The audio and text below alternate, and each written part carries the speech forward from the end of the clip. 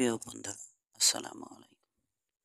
আমি এখন বলতে যাচ্ছি ওয়েস্টার্ন গল্প বাথান ২ এর চতুর্থ অংশ। তাহলে চলুন শোনা যাক। এদিকে তার নিজের পরিকল্পনা পূর্ণতা পায়নি এখনো। সবাইকে তার তাজ দেখাবার জন্য সে প্রস্তুত নয়।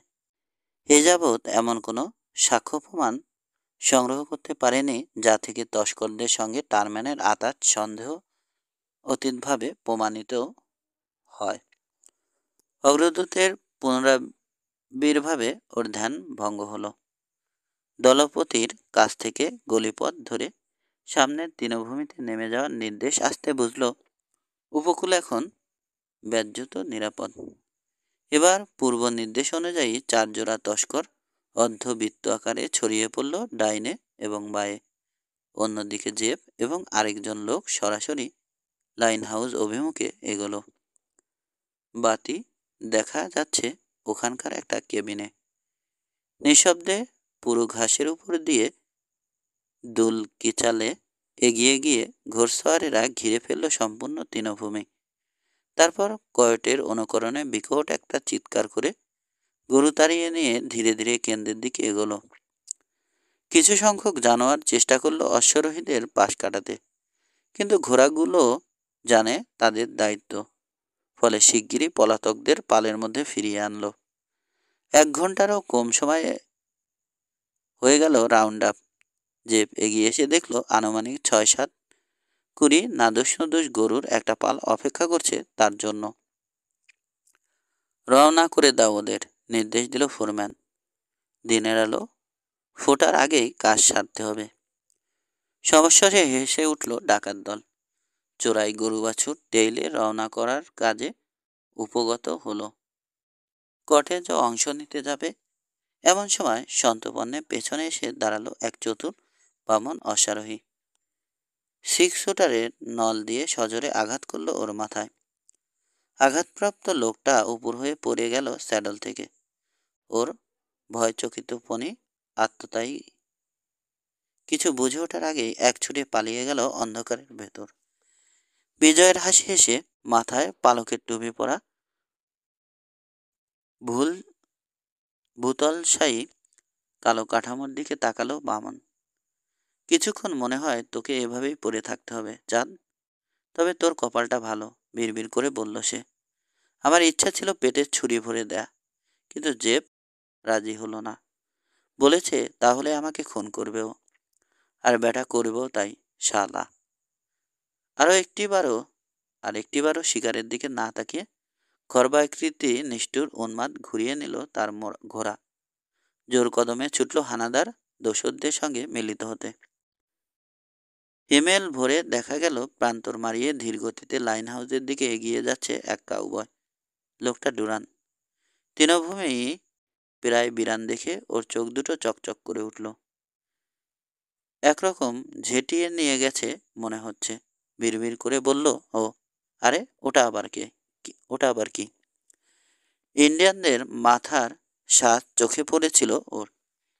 এগিয়ে গিয়ে ঝুঁকে দেখলো কুৎসিত হাসিতে ভরে গেল মুখ। আচ্ছা, তাহলে ওকে ফেলে রেখে গেছে ওরা, না? বলে চলল ডুরান। বেশ ভালো মারই দিয়েছে। এবার তোমার কপালে খারাপই আছে মিস্টার কর্টেজ। ইস্পারের গুঁতো মেরে ঘোড়া ছুটিয়ে ও কেবিনের সামনে এসে থামল। লাফিয়ে নেমে দরম করে দরজা খুলল। ভেতরের দৃশ্য দেখে তাড়াতাড়ি চৌখাটে হেলান দিয়ে দাঁড়ালো সে। অট্ট হাসিতে ফেটে পড়ল। হাত পা বাঁধা অবস্থায় অসহায়ভাবে মাটিতে পড়ে আছে বেন্ট আর নিগার। ওদের যৌথ কণ্ঠের কিস্তির তোরে ডুরানের আনন্দ উপভোগে বাধা পড়ল। তোমার ওই হাসি থামিয়ে আগে আমাদের দড়ি খুলে দাও, তারা দিল নিগার। জেবশালা বাঁধতেও জানে। ছুরি দিয়ে ওদের বাঁধন কেটে দিল ডুরান। তখনও হাসছে। ছাড়া পেয়ে উঠে দাঁড়ালো 2 প্রহরী। অসার হাত পা নাড়ালো। আমার কপাল, তোমাদের উপর দিয়ে গেছে ধকলটা, ফোড়ন কাটল উদ্ধারকারী। এসবের কোনো দরকার ছিল কি? ছিল, জবাব দিল বেন্ট। জেব সব দিকে খেয়াল রাখে। তোমার আগে যদি ফ্রাইপ্যানের কোনো ছোকরা বা আমাদের অন্য কেউ এসে পড়তো, তখন কি অবস্থা হতো? শালা বেঁধেও ছিল, উফ, ব্যথা করছে। কর্টেজ পড়ে আছে ওখানে।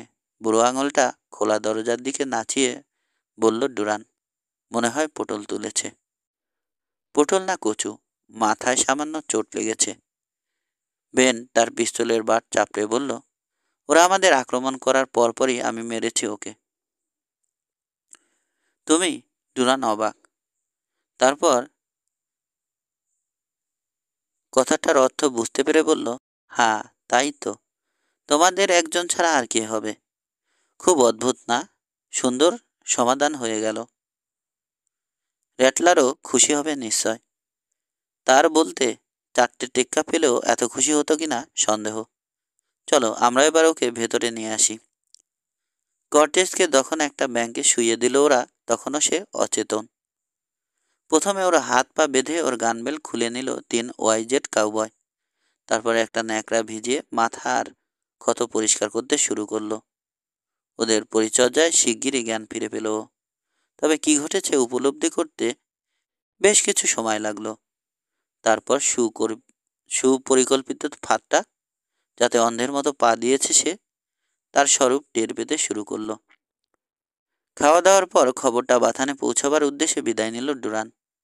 বাকি লোক দুজন দোরগোড়ায় বসে নিচু স্বরে নিজেদের মধ্যে আলাপে মশগুল হলো। ফিরেও তাকালো না বন্দির দিকে। কটেজের মানসিক অবস্থা এ মুহূর্তে আনন্দের সম্পূর্ণ বিপরীত। সে এখন ভয়ঙ্কর বিপদের মধ্যে রয়েছে। হাতে নাতে ধরা পড়েছে গরু চুরি করতে গিয়ে। দেশের প্রচলিত রীতি অনুযায়ী ওয়াইজেডের ফোরম্যান এখানে আসার পরপরই সবচেয়ে কাছের একটা গাছে লটকে দেওয়া হবে ওকে। তার উদ্ধার পাওয়ার একটাই আশা রয়েছে, যদি তাকে বাথানে নিয়ে যাওয়া হয় এবং সাইমনের সঙ্গে কথা বলতে পারে। কিন্তু ব্লেন তাকে সেই সুযোগ দেবে এ ব্যাপারে যথেষ্ট সন্দেহ আছে। চিত হয়ে শুয়ে এইসব কথাই ভাবছিল। অসহ্য ব্যথায় দপদপ করছিল মাথা। হঠাৎ দোরগোড়া থেকে জোরালো কণ্ঠের আওয়াজ পেয়ে ওই দিকে কান খাড়া করল। প্রহরী দুজন এখন আগের চেয়ে উঁচু গলায় আলাপ করছে। ওদের 2-4টে কথা শুনতে পাচ্ছে ও। প্রথমে ওয়াইজেট, তারপর ফ্রাই প্যান, বলল বেল্ট। মাকুসা ভালো মতলবই এঁটেছে। আর পথের কাঁটাটা এবার সরে যাওয়ায় সবকিছু এখন আরামসে এগোবে, মন্তব্য করল নিগার। কটেজ বুঝতে পারল পথের কাঁটা বলতে ওকেই বোঝান হলো। কেন জানি না, তবে সবসময় এই ব্যাটাকে সন্দেহ হতো আমার। আমারও একমত হলো ওর বন্ধু। যাক, আর আমাদের অসুবিধে করতে পারবে না। যদিও মাকুসাকে যে লোক খালি হাতে ধোলাই করতে পারে, তাকে এভাবে ফাঁদে ফেলে মারা একটু দুঃখজনকই বটে, তাই না? দূর, সেদিন ওর ভাগ্য ভালো ছিল। হতে পারে। তবে র্যাটলারকে কুপোকাত করার ঘটনাটা আমি দেখেছি। ওতে কিন্তু ভাগ্যের কোনো হাত ছিল না, বিশ্বাস করো। হ্যাঁ, তবে র্যাটলারও সেটা ভোলেনি। কাজেই তুমি নিশ্চিন্ত থাকতে পারো, বলল নিগার। চলো আমরা এবার বরং গরুচোরদের ট্র্যাকগুলো একটু ঘুরে ফিরে দেখি। ও শুনতে পেল হাসতে হাসতে ওরা ওদের ঘোড়া আনতে যাচ্ছে। বন্দি পালাতে পারবে না, ওরা জানে। হাত পা বাঁধা আছে, শুধু তাই নয়, ওর কোনো ঘোড়াও নেই। ধৃত ব্যক্তিও জানে পালাবার চিন্তা বৃথা। জীবনে এর আগে বহু কঠিন বিপদ মোকাবেলা করেছে সে। জানে ধৈর্য ধারণ ছাড়া এখন আর কিছু করার নেই তার। বস্তুত ওয়াইজেডের ফোরম্যান যখন সদল বলে বিকাল নাগাদ উপস্থিত হলো, তখন সে ঘুমিয়ে। ব্যাঙ্গে শায়িত বন্দির দিকে দৃষ্টি পড়তে রাটলারের চোখ দুটো বিষাক্ত পুলকে জ্বলে উঠল। যা ভেবেছিলাম, ছেলেশের স্বরে বলল সে। একেবারে মালশুদ্ধ ধরা পড়েছে বাছাধন। যাকে নষ্ট করার মতো সময় নেই আমাদের। নিয়ে চলো ওকে, আর একটা মজবুত দড়িও আনবে। কিন্তু ঘটনাটা ফোরম্যানের ইচ্ছামাফিক এগোলো না। ওর দলের চেনাপ ল্যারি, ডার্টি আর সিম্পল ছিল। ওদেরকে একসঙ্গে জোট বাঁধতে দেখে বন্দি ভাবল বন্ধুদের কাছে নিজের পরিকল্পনা অনেক আগেই তার খুলে বলা উচিত ছিল। অবশ্য উদ্বিগ্ন হওয়ার কারণ ঘটল না ওর, কেননা ফোরম্যানের হুকুম জারি শেষ হতেই এক কদম আগে বাড়ল লুন্ট। তোমার ঘোড়া থামাও, ব্লেন, শান্ত গলায় বলল। এখানে কোনো ফাঁসি টাসি হবে না। পাই করে ওর দিকে ঘুরল ফোরম্যান। ক্রোধে ঠোঁট বেঁকে গেছে। চোখ সংকুচিত করে পাল্টা অগ্নিদৃষ্টি হানল চেনাব। নিতান্ত অবহেলায় বুড়ো আঙুল দুটো বাঁধিয়ে রেখেছে গান বেল্টে, কিন্তু উপস্থিত সকলেই বুঝল ও প্রস্তুত রয়েছে এবং সম্ভবত প্রতিপক্ষ তার নিজের প্রথম চালেই কিস্তিমাত হবে। ব্লেনও উপলব্ধি করেছিল সত্যটা, তাই আস্ফলনের আশ্রয় নিল। তুমি আবার কবে থেকে দলনেতা হলে? হুঙ্কার ছাড়ল সে। কোন অধিকারে আমার হুকুম অমান্য করছো? জিজ্ঞেস করেছ তাই বলছি। যেদিন চাকরিতে যোগ দিয়েছি সেদিন থেকে আমি নেতা, কর্কশ গলায় বলল লন্ড। আর অধিকারের কথা যদি বলি, এই জিনিসটাকে কেমন মনে হয়? দুই পিস্তলের কালো বাট দুটো সচেনেহে আদর করল বন্দুকবাজ। ব্লেনের হাত নিষ্পিস করে উঠল। নিজের অস্ত্র বের করার শক্তি অর্জন করতে সে তখন তার জীবনের 10টা অমূল্য বছর কোরবানি করার জন্য প্রস্তুত, কিন্তু জানে তা সত্ত্বেও সে সফল হতে পারবে না। দলের অন্য কেউ হলে দ্বিধা করতো না ও, কিন্তু এই খর্বকায় পাঞ্চারের সঙ্গে লড়তে যাওয়ার অর্থই হচ্ছে নিজের মৃত্যুকে ত্বরান্বিত করা। ওই সংকুচিত কৌতুকপূর্ণ চোখজোড়া বলছে খুন করার উদ্দেশ্যে গুলি ছুড়বেও, এবং সেই সুযোগের আশায় ওত পেতে রয়েছে। সাপ সুর নরম করল। এদিকে দেখো চেনাব, তোমার আজ হয়েছেটা কি বলো তো? জিজ্ঞেস করলো ও। এই লোকটা গরু চোর, ইন্ডিয়ান সেজে আমাদের বাথানে চুরি করতে এসে হাতে নাতে ধরা পড়েছে। তাছাড়া বেটা এখানে এর আগে চোরদের চর হয়ে ঢুকেছিল। ওর আর কি পরিণতি আশা করো তুমি? চেনাব হাসল। বুঝতে পারছে ফোরম্যান তার কাছে এই ফরিয়াদ পেশ করেনি। যারা তার পক্ষ নিতে পারে সে ভাবছে তাদের কাছে করেছে। কাল বিলম্ব না করে সে উত্তর দিল, হয়তো তোমার সব কথাই সত্যি, আবার নাও হতে পারে। যাই হোক, ওকে আমরা বাথানে নিয়ে যাব। সিদ্ধান্ত জানে আর বুড়ো নেবে। তোমার গরু চুরি যায়নি। আমরা 4জন এরকম ভাবছি। তোমাদের কারো যদি আপত্তি থাকে, যখন সুবিধে মনে করবে ছেড়ে দিও তোমাদের কুকুর। দোটানায় পড়ল ফোরম্যান। লোক সংখ্যায় তার দিকেই পাল্লা ভারী, কিন্তু গোলাগুলি হলে দলের অনেকেই মারা পড়বে এবং তাদের মধ্যে তার ডাকি আসবে সকলের আগে। চেনাব নিশ্চিত করবে সেটা। উপরন্তু গরিলার মতো সেও একই নির্দেশ পেয়েছে, যদিও তার প্রতিহিংসার চরিতার্থ করার উদ্দেশ্যে সেটা অমান্য করতে প্রস্তুত ছিল। চকিতে ডুরানের দিকে তাকালো সে, কিন্তু তার ভ্রু কুঞ্চিত চেহারা তাকে কোনো রকম উৎসাহ জোগাল না। নতি স্বীকার করা ছাড়া অন্য কোনো উপায় রইল না ওর। নিজেদের মধ্যে গোলাগুলি হোক আমি চাই না, তবে এ অপমান আমার মনে থাকবে, বলল সে। বেশ, ওয়াইজেট পর্যন্ত ওর আউটা বাড়ান গেল আর একটু, যদিও জানা কথা বুড়োকে নির্ঘাত ঝোলাবে। ডুরান, তুমি আর নিগার নিয়ে যাও ওকে। চেনাব তার ঘোড়ায় চাপল। আমিও যাচ্ছি, কাষ্ঠ হাসি হেসে বলল। ওই লোক আবার ভীষণ বেপরোয়া। র্যাটলার, তুমি বরং লোকজন নিয়ে রওনা হয়ে যাও এই বেলা, না হলে গরু চোররা লুটের মালসহ সটকে পড়তে পারে। বন্দুকবাজ তাকে কোণঠাসা করে ফেলায় রাগে দাঁত কড়মড় করল বেলেন। নিয়োগকর্তার প্রতি ওর যা দায়িত্ব কর্তব্য সে অনুযায়ী ওকে চোরাই গরু উদ্ধারের জন্য আলেয়ার পেছনে ছুটতে হয়, অথচ তার মনোগত বাসনা বাথানে ফিরে গিয়ে নিশ্চিত করা বন্দি যাতে পালাতে না পারে কিংবা ক্ষমা না পায়। দ্বিতীয় সম্ভাবনাটাই সিদ্ধান্ত নিতে সাহায্য করলো ওকে। ঠিক আছে, আমরা সবাই ফিরে যাব, বলল সে। বুড়ো যদি তার গরু ফেরত চায়, তাহলে এমন লোক আমাকে তার দিতে হবে যারা হুকুম শোনে। হাত বাঁধা অবস্থায় স্যাডলে তোলা হলো বন্দিকে। একজন ওর পা দুটো ঘোড়ার পেটের সঙ্গে বেঁধে দিল।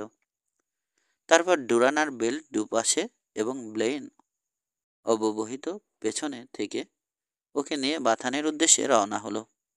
এইভাবে বন্ধুদের সাথে কথাবার্তা বলার কোনো সুযোগ দেয়া হলো না কর্টেসকে। তবে ব্যর্থত ও অপরাধী হওয়া সত্ত্বেও ওরা যে পরিত্যাগ করেনি ওকে, এই উপলব্ধি ওর মাঝে আশার সঞ্চার করল। দলের মধ্যে ল্যারিকেই সবচেয়ে উদ্বিগ্ন দেখাচ্ছে। বোঝা যায় নিজেকে সংযত রাখতে রীতিমতো বেগ পাচ্ছে ও। ছেলেটা অনুগত, কটেজ অনুভব করল শেষ পর্যন্ত ওর পাশে থাকবে। স্মিথ হেসে ওকে অভয় দেওয়ার প্রয়াস পেল সে। ওরা যখন রাঞ্চ হাউজে পৌঁছালো অন্ধকার হয়ে আসছে। দুটো একটা তারা মিটমিট করে জ্বলছে আকাশে। বারান্দার সামনে এসে ব্লেন উচ্চকণ্ঠে অশ্বরোহীদের থামতে বলল। তখনই বাইরে বেরিয়ে এলো সাইমন, পেছনে নরিন। হামলার ঘটনা আগেই জানান হয়েছে গরু ব্যবসায়ীকে, তবে একজন চোর ধরা পড়েছে সে কথা ব্লেন উল্লেখ করেনি।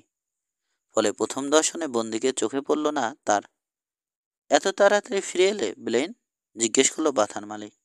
কি ব্যাপার? ফোরম্যান আগাগোড়া খুলে বলল তার কাহিনী। তবে চোরাই গরু ধরতে না যাওয়ার পেছনে সমস্ত দায়ভার দলের বিদ্রোহী সদস্যদের ঘাড়ে চাপিয়ে দিল। শুনতে শুনতে থমথমে হয়ে উঠল বুড়ো সাইমনের চেহারা। তারপর যখন শেষ হলো কাহিনী, লুন্টের উদ্দেশ্যে ঘুরল। ও তখন বাকি তিনজনের সঙ্গে একটু দূরে দাঁড়িয়েছিল। তোমার মতলবটা কি লুন্ট? আমার বিরুদ্ধে গরু চোরের পক্ষ নিয়েছ?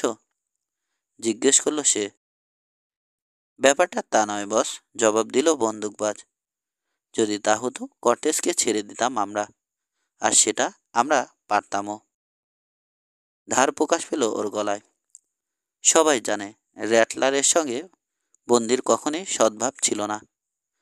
তড়িঘড়ি ফাঁসি দেওয়ার ব্যাপারটা আমার কাছে ব্যক্তিগত আক্রোশ মেটাবার একটা হীন চেষ্টা বলে মনে হয়েছে। আত্মপক্ষ সমর্থনের সুযোগ পাওয়ার অধিকার সকলেরই আছে, খোদার কসম কর্টেস তা পাবে। আমাকে শাসাচ্ছ? গর্জে উঠল সাইমন। শাসাচ্ছি না বলছি, জবাব দিল খর্বাকায় লোকটি। নিচু নিরাবেগ কণ্ঠে কথাগুলো বলেছিল ও, কিন্তু তার মাঝেই এক ধরনের আত্মবিশ্বাসের সুর প্রসন্ন হয়ে উঠল। পরের নির্দেশে চলা যতই অপছন্দের হোক, বাথান মালিক উপলব্ধি করল তাকে হার স্বীকার করতে হবে, নয়তো একটা রক্তপাত আসন্ন। বন্দির দিকে তাকালো সে। তা কটেজ, তোমার মিত্ররা একাই সব বলছে, তোমার কিছু বলার নেই? ব্যঙ্গ ঝরল গলায়। আমার যা কিছু বক্তব্য তা কেবল আপনি একা শুনতে পাবেন, কর্টেস বলল। তারপর করতে পারেন ফাঁসির ব্যবস্থা যদি ইচ্ছে হয়। ব্লেন শব্দ করে হাসল। পাঞ্চার বলে চলল, আপনার ফোরম্যান নামের কুকুরটা তা চায় না। আপনার চোরাই গরুর পিছু নেয়নি সে, কারণ তার ভয় ছিল আমি আপনার সাথে কথা বলার সুযোগ পাব। অন্তত এটাও একটা কারণ। যাক, আমার অনুরোধ আমি করলাম, এখন আপনার যা মর্জি। ও একটা আস্ত মিথ্যুক, ক্ষিপ্ত স্বরে চেঁচিয়ে উঠল ব্লেন। একজন বন্দিকে ওটা বলা সোজা, বিদ্রুপ করল কটেজ। আমাকে ছেড়ে দাও, তারপর দেখাচ্ছি কে মিথ্যুক আর কে সাচ্চা।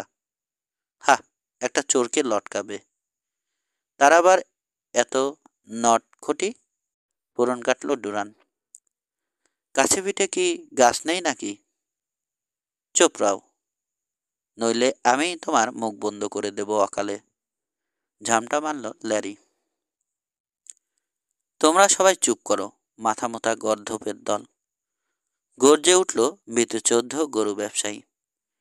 তারপর বাহুতে টান পড়তে ঘুরে বলল, মা তুই কেন এখানে?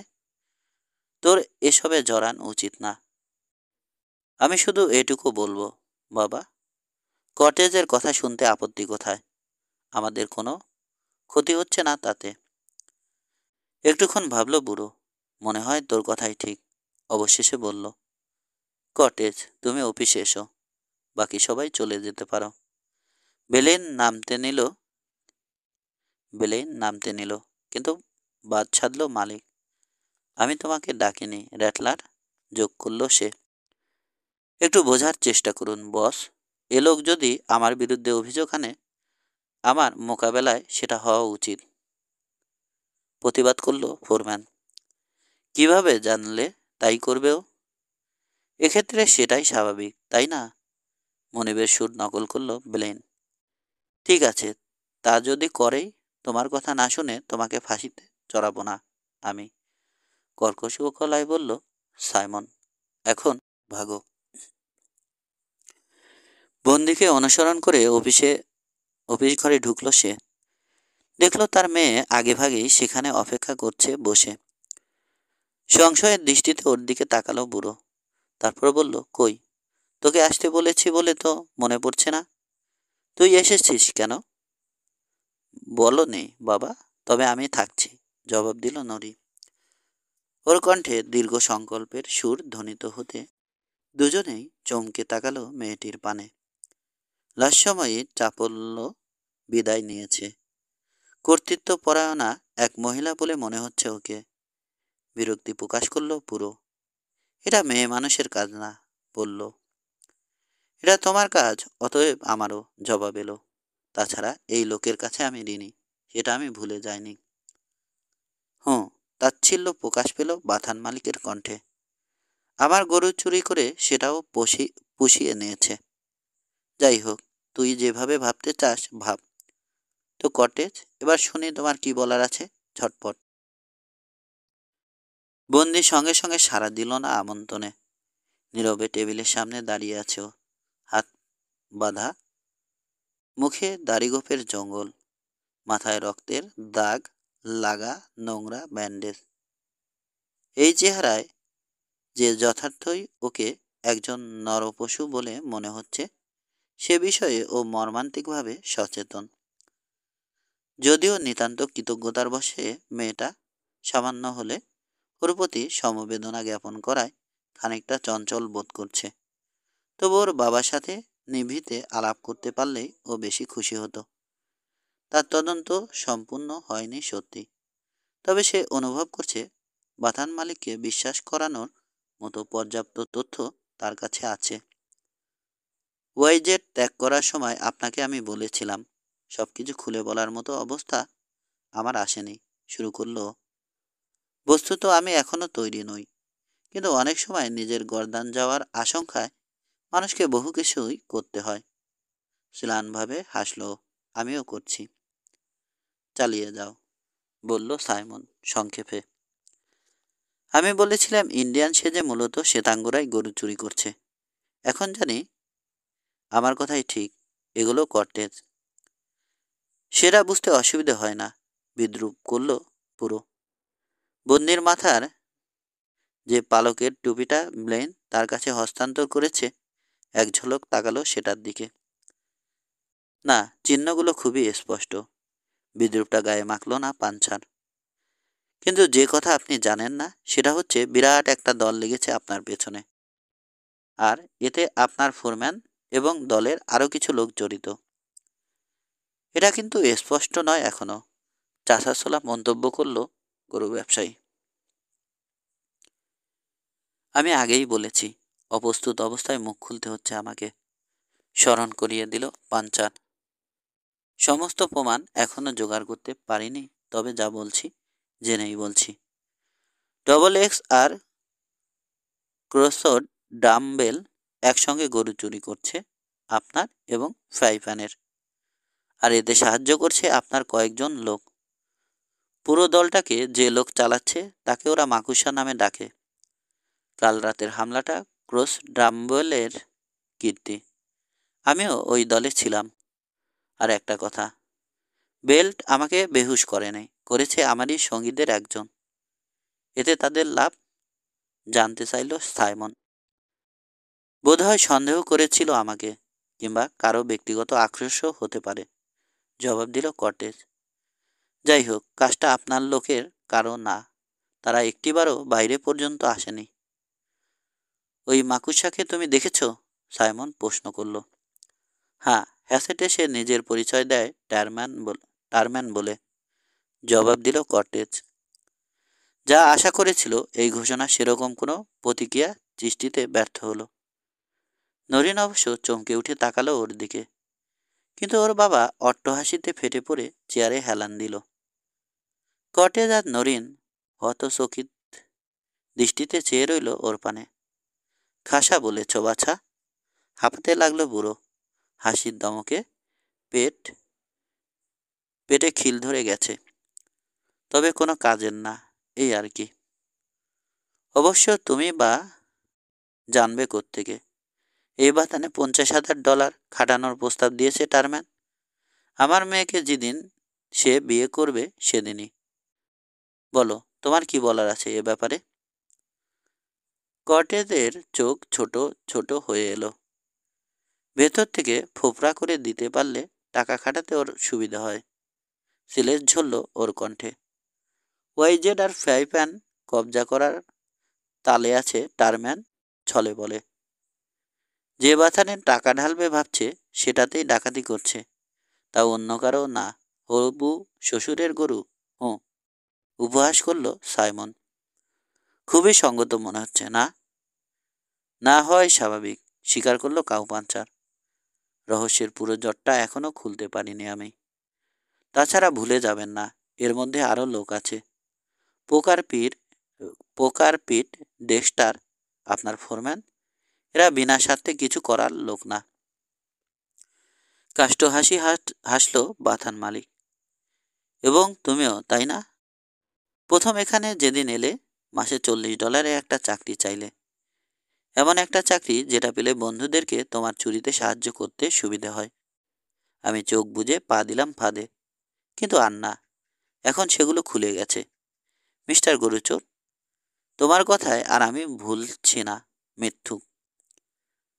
চড়া গলায় এক নিঃশ্বাসে দীর্ঘ দীর্ঘ কটু ভাষণ শেষ করে হাঁপাতে লাগলো বুড়ো বুড়ো।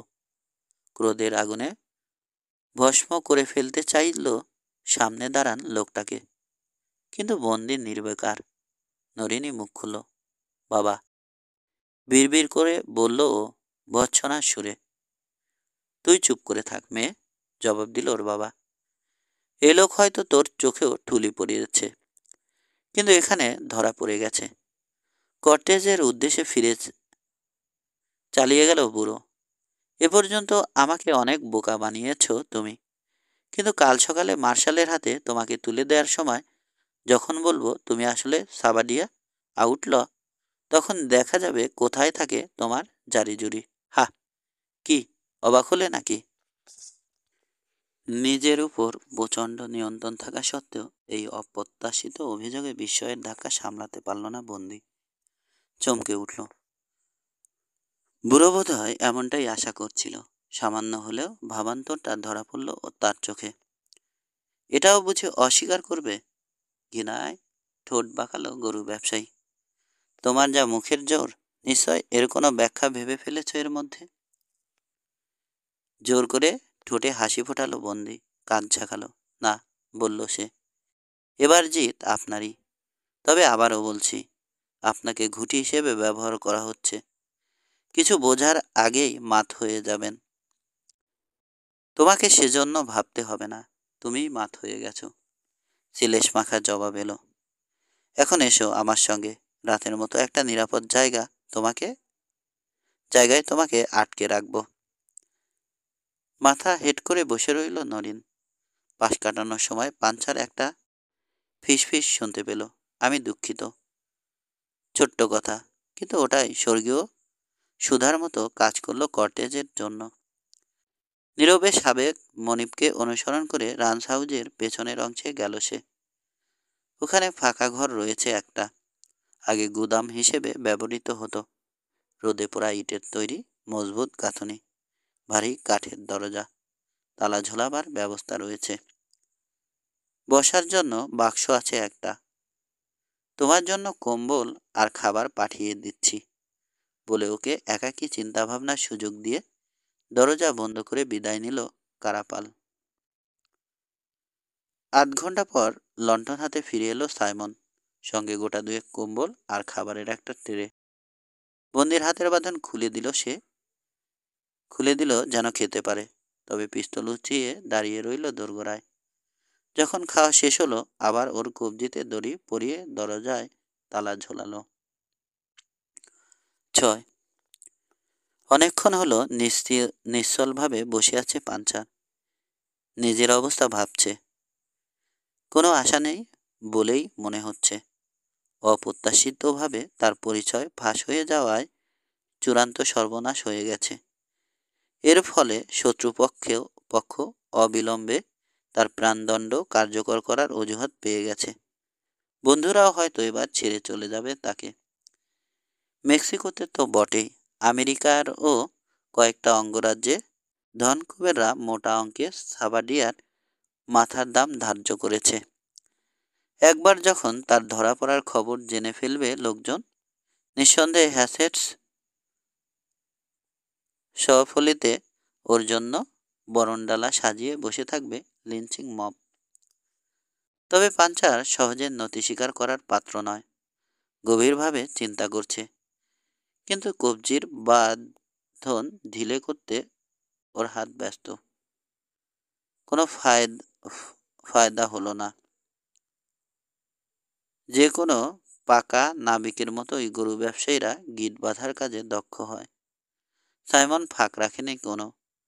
লণ্ঠনের চ্যান আলোয় কারাগারটা জরিপ করল কটেজ। দেখল হাত দুটো মুক্ত করতে পারলেও পালাবার আশা নেই বললে চলে। তবু বাঁধন ছিঁড়তে সচেষ্ট হলো সে। আপাতত এটাই তার প্রাথমিক দায়িত্ব। জানালা দিয়ে তাকিয়ে ও দেখতে পেল বাইরে ঘুটঘুটে আধার। অনুমান করল সময়টা মাঝরাত হবে।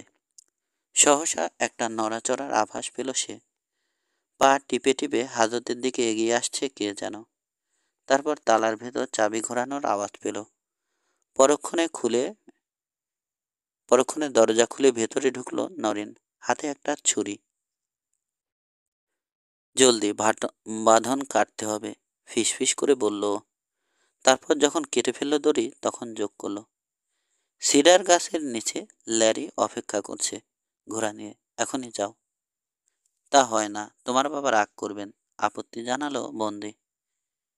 ভীষণ ক্ষেপে যাবেন, তবে আমি মানিয়ে নিতে পারবো, জবাব দিল রাঞ্চার দুহিতা। তুমি আমার জীবন বাঁচাচ্ছ, গাঢ় স্বরে বলল কটেজ। কিভাবে ধন্যবাদ দেব বুঝে পাচ্ছি না, পরে ভেব, ফুল ফুটিয়ে বিদায় নিল মেয়েটা। অন্ধকারের ভেতর ওকে মিশে যেতে দেখলো কারামুক্ত লোকটা। তারপর নিঃসারে এগোলো সিডার গাছটার দিকে, যেখানে হ্যাসেটের রাস্তা এসে বাথানে ঢুকেছে। এখানে অন্ধকারাচ্ছন্ন ঝোপঝাড়ের ভেতর দুটো ঘোড়াসহ ল্যারিকে আবিষ্কার করলো সে। বন্ধুকে দেখে তরুণ কাউবয়ের মুখ আনন্দে হেসে উঠল। এখন আর দাঁড়াবার সময় নেই, চাপা গলায় বলল, তাড়াতাড়ি উঠে পড়ো ঘোড়ায়, আমরা হাওয়া বেগে ছুটব। যেমন কথা তেমনি কাজ, দৃষ্টান্ত স্থাপন করলো ল্যারি। তারপর কটেজ যখন স্যাডেলে চাপল, সবিস্ময়ে লক্ষ্য করলো বুলেটের পিঠে বসে আসছে সে। আজ সকালে কোরালের সামনে পেয়েছি, বোধহয় তুমি পড়ে যাওয়ার পর এখানে চলে আসে, ব্যাখ্যা করলো ল্যারি। আর এই তোমার গান বেল্ট র্যাটলারের কাছে ছিল, ভাবছে এখনো আছে। কোমরে বেল্ট জড়িয়ে বন্ধুকে ধন্যবাদ জানাতে উদ্যত হলো কটেজ, কিন্তু অপরজন থামিয়ে দিল ওকে। ধেত, বলল, আমার কোনো কৃতিত্ব নেই, ধন্যবাদ জানাতে হলে সুন্দরীকে জানাও, যা করার সব ও করেছে। তা কোন দিকে যাচ্ছি আমরা? আমরা, প্রতিধ্বনি করল পলাতক। আলবো দীর্ঘ কণ্ঠের জবাব এলো, আমি যাচ্ছি তোমার সাথে। সুন্দরীর সঙ্গে এ ব্যাপারে আলাপ করেছি আমি, দুজনেই একমত হয়েছি তোমাকে একা ছেড়ে দেয়া নিরাপদ না। না, এবার আর গালমন্দ করে লাভ হবে না। আরে গবেট, বুঝতে পারছো না কি করতে যাচ্ছ তুমি? তিরস্কার করলো কটেজ। আমি হচ্ছি গরু চোর, আমার সাথে ধরা পড়লে কি হাল হবে তোমার জানো? তোমাকেও লটকে দেবে, এই তো। ঠিক আছে, আমরা ধরা দেব না তাহলে। ধরে নাও এ মামলা চুকে গেছে। এখন বলো কোথায় যাবে? সবচেয়ে কাছের পাগলাগারদে তোমাকে রাখতে, তবে সেটা যখন বেশ দূরে, আপাতত ফ্রাই প্যান। পাগল আমি না তুমি? কি করে ভাবলে ওরা তোমার পরিচয় জানে না? তুমি জানো না, বুড়ো বদমেজাজ সাইমনের বন্ধু। এর অর্থ একটা ফাঁদ থেকে আরেকটায় পা দেয়া। জবাব দিতে একটুক্ষণ দেরি হলো কর্টেজের, তবু ঝুঁকিটা নিতে হবে বলল অবশেষে। ল্যারি ওর পাশে চলে এলো। ঝুঁকি? বিরক্তি ভরে বলল সে। তোমার কথায় আমার ল্যাকিন্সের কথা মনে পড়ে যাচ্ছে। ডজ সিটিতে থাকতো। একবার একটা পাহাড়ি সিংহকে খাঁচায় পুরে শহরে নিয়ে আসে এক ইন্ডিয়ান। বোকা ল্যাকিন্স বাজি ধরল খালি হাতে, ওটার মাথা চুলকে দেবে সে। বিড়ালদের এটা খুব পছন্দ, বলল ও। আর ওটাও যখন আসলে একটা বিড়ালি, একটু বড়, এই যা, তখন ওরও মজা লাগবে। তারপর কি হলো শুনবে? ল্যাকিন্সের একটা হাত কেটে বাদ দিতে হয়। যে ডাক্তার ওর চিকিৎসা করেছিল সে বলল বাকি শরীরটা যে বাঁচাতে পেরেছে সেজন্য ওর বুদ্ধির প্রশংসা করতে হয়। কর্টেজ হাসল। লিমিং জংলি না, বলল সে। বলতে কি? তোমরা যা ভাবো ঘটে তার চেয়ে অনেক বুদ্ধি রাখেও। তবে সব কিছুর আগে তোমার একটা কথা জানা দরকার। নিশ্চয়ই বলবে। আমি তোমাকে কোন নামে ডাকবো? আমারও পছন্দ করার সুযোগ আছে, তাই না? ডন, কর্টেজ অথবা সাবাডিয়া? ল্যারি যদি বন্ধুকে বিস্মিত করার উদ্দেশ্যেই কথা বলে থাকে তবে তার উদ্দেশ্য সফল হলো। কে বলল? মিস নরি? জিজ্ঞেস করলো কর্টেজ। না, জবাব এলো। চেনাপ বেশ কিছুদিন ধরেই জানে। চেনাপের ঠোঁট থেকে সিগারেট ওড়ানোর সময় তোমার পিস্তলের কাজ চিনতে পেরেছিল। আমাকে বলেছে, তবে তার আগে সাবধান করে দিয়েছে আর কারোকে যেন না বলে। কবে? অল্প কিছুক্ষণ আগে, যখন শুনলো আমি যাচ্ছি তোমার সঙ্গে। চেনাপও আসতো, কিন্তু ওয়াইজেডে থাকলেই কাজের সুবিধা হবে ভেবে রয়ে গেছে। আমাকে বলেছে তোমাকে বলতে, ও আছে তোমার সঙ্গে শেষ পর্যন্ত। বুড়ো খোকা চেনাপ, মৃদস্বরে বলল কর্টেজ। ব্যাপারটা আক্ষরিক অর্থেই অভিভূত করেছে ওকে। জীবনের বেশিটাই ওর কেটেছে কষ্টে। মেরিল্যান্ডের কথা তার বিশেষ মনে পড়ে না, কিন্তু মেক্সিকোতে ওদের অবস্থা মোটেও সচ্ছল ছিল না। ন্যায় প্রতিষ্ঠার লক্ষ্যে সংসারের রুদ্ধ পথ বেছে নিয়েছে সে। বহুদিন হলো ভবঘুরের মতো ঘুরে বেড়াচ্ছে এখানে সেখানে। মেক্সিকো ছেড়ে যেদিন চলে আসে ও স্বপ্নেও ভাবেনি এই নির্বান্ধব দেশে বন্ধুর দেখা মিলবে। প্রথমে শেরিফ জো টমসন আর আঙ্কল হ্যাপ, তারপর এখন এরা, বিশ্বস্ত একদল সাথী। এমন একটা সময়ে এদের পাশে পেয়েছে সে, যখন শতকরা ৯৯ জন লোকই হয় তার দিকে পিঠ আর নয়তো তাদের বন্দুকের নল ফেরাবার কথা ছাড়া অন্য কিছুই ভাববে না। প্রথম যখন বাবার মুখে তার মৃত্যু শিওরে বসে ও জানল ও রামোস পরিবারের পালক পুত্র, রক্ত সম্পর্কের নয়, তখন শুরুতে ও ভীষণ আঘাত পেয়েছিল। তারপর বাবাকে, হুয়ান রামোসকে সে নিজের বাবা বলেই মনে করে। মেরিল্যান্ডে যে মেয়ের কাছে ও মানুষ, তিনি হয়তো গর্ভে ধরেননি ওকে, কিন্তু মায়ের অভাব বুঝতে দেননি কোনোদিন। বাবাকে কথা দিয়েছিল সে, যদি কখনো সুযোগ আসে, যে দুই লোকের কারণে এলোমেলো বিধ্বস্ত হয়ে গেছে ওদের পরিবার, তাদের খুঁজে বের করে সমুচিত শিক্ষা দেবে। জ্ঞান হওয়ার পর থেকে রামোসকেই বাবা হিসেবে জেনে এসেছে, তাই ও তার পালক পুত্র এ কথাটা কারোকে বলে না। তবে কখনো যদি সত্যিকার অর্থে প্রয়োজন হয়, সত্যকে স্বীকার করবার মতো সৎসাহস তার আছে। এখন আবার বাস্তব রাজ্যে ফিরে এলো কর্টেজ। অন্ধকারে নিঃশব্দে হেসে নম্র স্বরে বলল, আমি সাবাডিয়া, যার মাথার দাম প্রায় ২০,০০০, সীমান্তের এপার ওপার মিলিয়ে। এটা পাওয়ার জন্য তোমার লোভ হচ্ছে না ল্যারি? ঘোড়ার পেটে স্পার বসালো কাউবয়। ক্ষিপ্ত স্বরে চেঁচিয়ে উঠল, ঠাট্টা রাখো। আমাকে আমাকে কি মনে করো তুমি? বোকা, জবাব দিল কর্টেজ। আর আমিও নিশ্চয় তাই, কারণ এজন্যই তোমাকে আমার ভালো লাগে। আমি এখনো ফোরম্যানের পদটা পাওয়ার আশায় রয়েছি। রসিকতা করল ল্যারি। তাই ওস্তাদের খেদমত করছি, ব্যাস। মৃদু হাসল ওর বন্ধু। তারপর নীরবে পথ চলতে লাগলো ওরা। যখন অদূরে ফ্রাইপ্যান রান্স হাউজের অন্ধকার কাঠামো দৃষ্টিগোচর হলো আবছাভাবে, কর্টেজ সাবধান করল ওর বন্ধুকে, একটু ঘুরে যাও, যেন ব্যাংক হাউসকে পাশ কাটাতে না হয়। লিমিংকে একা দরকার আমার। নিঃশব্দে রান্স হাউসের দিকে এগোবার সময় ওরা দেখতে পেল বৈঠকখানায় আলো জ্বলছে। মাটিতে নেমে লাগাম ছিঁড়ে রাখলো ওরা। তারপর সন্তপর্ণে জানালায় গিয়ে উঁকি মেরে দেখলো লিমিং একাই আছে ঘরে। শ্বাসিতে মৃদু টোকার শব্দে ঝট করে উঠে দাঁড়ালো সে। পিস্তল আঁকড়ে ধরে জিজ্ঞেস করলো, কে ওখানে? ল্যারি বার্টন, ওয়াইজেড থেকে আসছি। আপনার সাথে গোপন কথা আছে। জবাব মিলল। অদৃশ্য হলো লিমিং। 1 সেকেন্ড পরেই খুলে গেল সামনের দরজা এবং দর্শনার্থীরা ঢুকে পড়ল ভেতরে।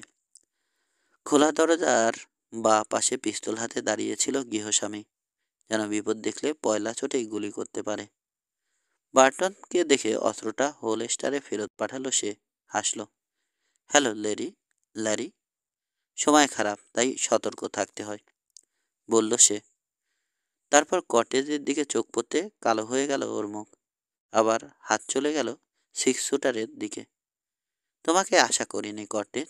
নিশ্চয় ভাবছ না একজন গরু চোরের প্রতি কোনো সমবেদনা আছে আমার। না সিনোর, একটুও না, হাই তুলল অপরজন। তাহলে আমার সম্বন্ধে সবই শুনেছেন আপনি? আশ্চর্য না? কোন কোন জায়গায় খবর কত দ্রুত পৌঁছে যায়। ওয়াইজেডের এক ছোকরা এসে বলে গেছে ওদের গরু চুরি করতে গিয়ে হাতে নাতে ধরা পড়েছ তুমি। কঠিন গলায় জবাব দিল লিমিং। আমি এই জানি, সত্যি হয়ে থাকলে ওটুকুই যথেষ্ট। হতে পারে, তবে আরও অনেক জানার আছে, বলল অপরজন। সেটাই বলতে আমি এখানে এসেছি। যদি শুনতে চান আপনি, না চাইলে আমি চলে যাব। হুঁ, যাব বললেই যাওয়া যায় না। ব্যাংক হাউসের দিকে চোখ নামিয়ে গর্জে উঠল গরু ব্যবসায়ী। তার একটা চিৎকারই যথেষ্ট, লোকজন ছুটে আসবে। বুড়োর মনোভাব টের পেয়ে মাথা নাড়ালো দর্শনার্থী। ভুলেও ও কাজ করবেন না সিনোর, বিনীতভাবে বলল। আপনার সঙ্গে আমার কোনো ঝগড়া নেই, কিন্তু ধেত, মাথা গরম করে আমাদের সমস্যার সমাধান হবে না। এখন আপনার কি বলার আছে বলেন। সবচেয়ে কাছের চেয়ারটাতে ধপ করে বসে বলল লিমিং। বুঝতে পারছে তার অতিথি তাকে বেকায়দায় ফেলে দিয়েছে। লোকজন ডাকলে তারা এখানে পৌঁছবার আগেই সে নিহত হবে। উপরন্তু ওয়াইজেডের লোক দুটোকে যদি বা ধরা যায়, অনেকের প্রাণ যাবে তাতে। বলে যাও, সংক্ষেপে বলল সে। শুরু করলো পাঞ্চাল। ধাপে ধাপে খুলে বলল তার সন্দেহ আর আবিষ্কারের কথা। তবে ওর নিজের এবং টারম্যান আর মাকুসার পরিচয় উজ্জ্বল রাখল। ওর উপর তীক্ষ্ণ নজর রাখল লেমিং। তবে কোনো রকম ব্যাঘাত সৃষ্টি করল না। যখন শেষ হলো কাহিনী, কিছুক্ষণ মৌনভাবে ব্যাপারটা আগাগোড়া তলিয়ে বিচার করল সে। বেলেনকে আমার বরাবরই সন্দেহ, অবশেষে বলল লিমিং। আমি শুধু একটা জিনিস বুঝতে পারছি না, তোমাকে ওরা ধরিয়ে দিল কেন? অবশ্য তোমার মতলব বুঝে গিয়ে থাকলে অন্য ব্যাপার। ব্যাপারটা বোধ হয় আর একটু পরিষ্কার হবে যদি আমি বলি, তার মানে হচ্ছে নাটের গুরু মাকুসা, ব্যাখ্যা করলো কর্টেজ। তরাক করে লিমিং তার চেয়ার ছাড়ল। কি? ফেটে পড়ল সে। তুমি ঠিক জানো? ওর লোকদের মুখেই শুনেছি, জবাব এলো। তবে আমার কাছে প্রমাণ নেই। সিনিয়র পিটারকে বলতে উনি হেসে উড়িয়ে দিয়েছেন। বলেছে ওই লোক টাকা খাটাতে চেয়েছে ওয়াইজেডে, মিস নরিকে বিয়ে করবে। সে কোন দুঃখে তার নিজের গরু চুরি করতে যাবে? আমি স্বীকার করেছি, অসম্ভব বলেই মনে হয়। তবে আরও লোক আছে দলে, আর টারম্যানও টাকা খাটায়নি এ পর্যন্ত। অস্থিরভাবে ঘরের এ মাথা ও মাথা পায়চারি করল জব। বাহ, বলল সে। সাইমন একটা বোকার হদ্দ। কি বলেছে? এরকম একটা উটকো লোকের সাথে মেয়ের বিয়ে দেবে, ব্যবসায় অংশীদার করে নেবে? আমি এখনই গিয়ে বলবো মিস্টার টারম্যান একটা জোচ্চোর। কর্টেজ মাথা নাড়ল। তাতে লাভ হবে না কোনো। হ্যাসেটের অধিকাংশ বুদ্ধু ওর পয়সায় খাচ্ছে, আর নয়তো গিলছে। আমরা আরও কিছুটা বাড়তে দেব ওকে। আমার যেটা জানার দরকার, আমি খবর পাঠালে আপনি দলবল সহ ছুটে আসবেন কিনা? তোমার পরিকল্পনাটা কি? প্রশ্ন করল জব। আমি আর ল্যারি আপাতত জঙ্গলে গা ঢাকা দিয়ে থেকে নজর রাখবো ওদের উপর। টারম্যানকে যদি ক্রস ডাম্বেলে একবার ধরতে পারি আমরা, তাহলেই আমাদের সমস্যার সমাধান হয়ে যাবে। তবে আমার সঙ্গে হাত মেলানোর আগে একটা কথা আপনার জানা দরকার। মুহূর্তের জন্য থামল কটেজ। ওর ঠোঁটের চারপাশের পেশিগুলো শক্ত হয়ে গেল। সাবাডিয়া নামে এক লোককে খোঁজা হচ্ছে। আপনাকে বলা হবে আমি সেই লোক। কথাটা কিন্তু সত্যি। এই শান্ত ঘোষণাটি বাথান মালিককে আতঙ্কে অসাড় করে দিল। বিস্ফারিত দৃষ্টিতে মুখ হা করে ঘোষণাকারীর দিকে তাকিয়ে রইল সে। নিজের কানকেও বিশ্বাস করতে পারছে। তারপর বক্তব্যের মর্মার্থটা যখন ওর হতচকিত মস্তিষ্কে ঢুকলো, ঝট করে অস্ত্রের দিকে হাত বাড়িয়েই মাঝপথে জমে গেল। দেখল ইতিমধ্যেই কটেজ পিস্তল তাক করেছে তার হৃৎপিণ্ড বরাবর। যদিও কোনো নড়াচড়া আভাস সে পায়নি। আউটলয়ের বা হাত শূন্যে তোলা। তালু বাইরের দিকে ফেরান। শান্তির চিহ্ন। শান্ত হন, সিনিয়র লিমিং। আমি গোলমাল করতে চাই না, তবে তৈরি আছি। গম্ভীর কণ্ঠে বলল কটেজ। হ্যাঁ, আমি সাবাডিয়া। তবে কসম খেয়ে বলতে পারি আমার নামে যেসব অভিযোগ রয়েছে তার একটাও সত্যি নয়। কেন, 3 হপ্তাহ আগের খবর, সাবাডিয়া লিলিভিনের ব্যাংক ডাকাতি করেছে এখান থেকে 400 মাইল দূরে। অথচ আমি তখন ওয়াইজেড বাথানে। যাক, তাতে কিছু আসে যায় না। আমি যেটা বোঝাতে চাইছি আপনাকে তা হচ্ছে, গরু চুরির ব্যাপারে আপনার সাথে কোনো রকম চাল খাটাচ্ছি না আমি। এদিকে এসেছো কেন? প্রশ্ন করল লিমিং। আর যাই হোক, গরু চুরি করতে নয়, জবাব দিল আউটল। আমি গরু চোর নই, ডাকাতিও করিনি কখনো। থেকে না পড়লে বন্দুকও বের করি না। দেশ ছাড়তে বাধ্য হয়েছি, থাকা সম্ভব ছিল না বলে, সামরিক জান্তার অত্যাচারে। এদেশে আপাতত 2জন লোককে খুঁজছি, তবে আমাকেও খেয়ে পড়ে বাঁচতে হয়, তাই ওয়াইজেডে চাকরি নিয়েছিলাম। যা সত্যি তাই বললাম আপনাকে। আপনার সাহায্য আমার দরকার, কিন্তু না পেলেও দুঃখ নেই। গরুচোরদের আমি ধরবই। মনে করবেন না ও এতে একা, মিস্টার লিমিং। তথ্য জোগাল Larry. Snap, dirty, simple, ginger আর আমরা সবাই আছি ওর পেছনে। লোক 2জনকে নীরবে একটুক্ষণ বিচার করল বাথান মালিক। কটেজের উপর নজর রেখেছিল সে। বিশ্বাস হচ্ছে ও সত্যি কথাই বলেছে। অন্যদিকে লোকটা নিজের মুখেই স্বীকার করেছে সবাই তাকে আউটল বলে জানে, আর এ ব্যাপারে ওর কুখ্যাতির জুড়ি নেই। ওয়াইজেডের যারা ওকে সমর্থন করছে তাদেরও সৎলোক হিসেবেই মনে করে। ওদের সমর্থনের একটা গুরুত্ব রয়েছে। কোনো যুক্তিসঙ্গত কারণ ছাড়া ওরা ওদের প্রতিষ্ঠানের বিরুদ্ধে যাবে না। এবং সবচেয়ে বড় কথা, ব্লেনকে সে মোটেও বিশ্বাস করে না। আর টারম্যানের ক্ষেত্রে উত্তেজিতভাবে উঠে দাঁড়ালো লিমিং। হাত বাড়িয়ে দিল। আমি আছি তোমাদের সঙ্গে, বলল। এখন বলো কি করতে হবে আমাকে। আপাতত আমাদেরকে কিছু খাবার আর গোলাবারুদ দিন, আর আমাদের ডাকের অপেক্ষায় সবসময় তৈরি থাকবেন, কর্টেজ জবাব দিল। এবং কেউ জিজ্ঞেস করলে বলবেন আপনি আমাদের ছায়াও দেখেননি। সোজা বলে ওদেরকে পথ দেখিয়ে ভাড়ার ঘরে নিয়ে গেল গৃহস্বামী।